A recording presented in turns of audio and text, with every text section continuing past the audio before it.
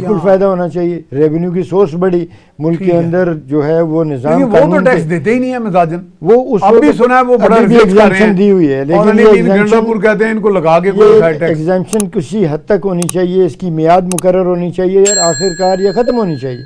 کیونکہ باقی ملک کے اگر آپ وہاں ایگزامشنز دیں گے تو باقی ملک کے اندر جو ہے انڈسٹری ان کا وہ کولیپس کر دے گی، وہ کولیپس کریں گے۔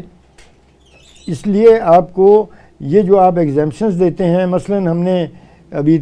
زراعت پہ آ جائیں تو زراعت میں ہم نے مالیے کو فریز کر دیا 1983 یا 85 مالیہ کی وصولی نہیں ہو رہی، بالکل ٹھیک ہے، ہم نے 12.5 ایکڑ پر مالیہ معاف کر دیا،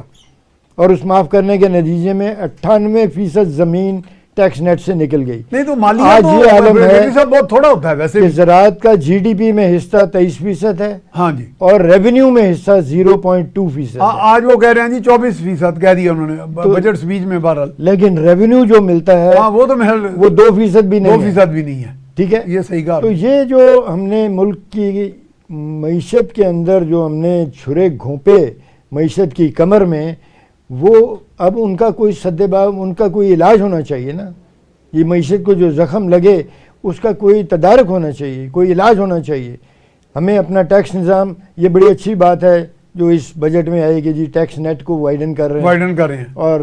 زیادہ لوگوں سے ٹیکس لیں گے، اچھی بات ہے۔ اس وقت تو صرف تنخواہ دار طبقہ جو ہے وہ ٹیکس دے رہا ہے، وہ تو کہہ رہے ہیں جی 300 اور پتہ نہیں کتنے ارب ٹیکس جی ہاں، یہ دے رہا ہے تنخواہ دار طبقہ، زیادہ تر بڑا تو صنعت کار جو ہے یا جاگیردار وہ تو دے ہی نہیں رہا، وہ تو 86 ارب ہے۔